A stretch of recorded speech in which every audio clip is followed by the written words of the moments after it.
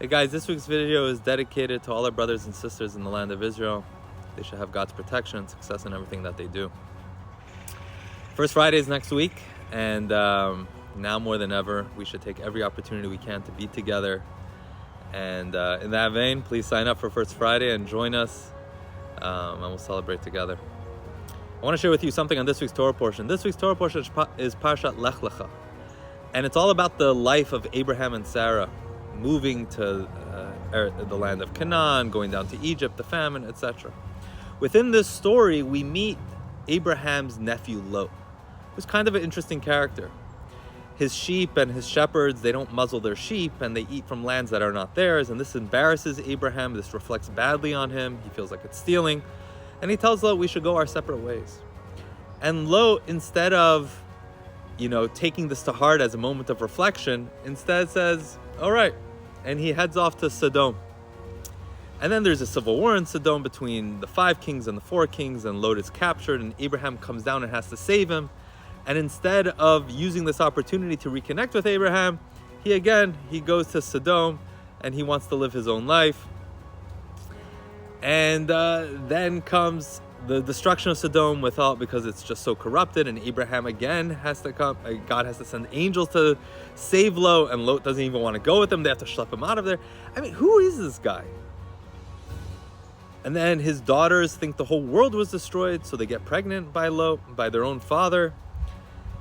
And again, this shames Abraham. And it just seems like, what is Abraham doing? Why doesn't he just cut the cord with this guy? This guy's an adult. Just cut off all connection with him. He keeps embarrassing him. Is this just unhealthy codependency? Like, what's going on? Why doesn't Abraham just cut Lot loose? Obviously there's something deeper that Abraham sees. There's a potential here that Abraham sees in Lot that he doesn't want to give up on. In Jewish mysticism, it talks about how Lot represents that part of us that embarrasses us.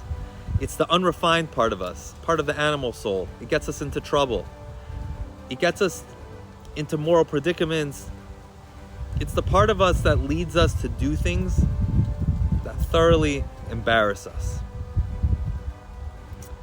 We try to distance ourselves from it, but ultimately it's still part of us.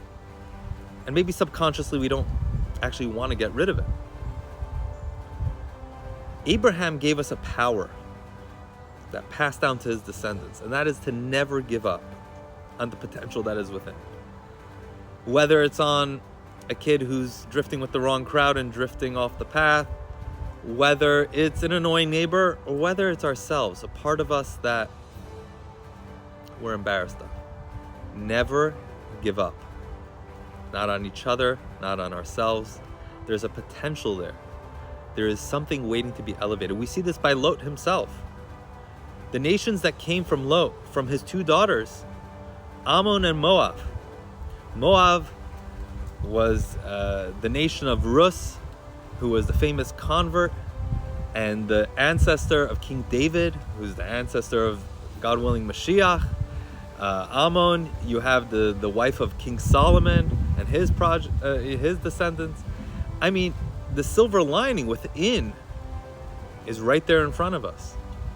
And this teaches us, if Lot's legacy is anything, it's that to never give up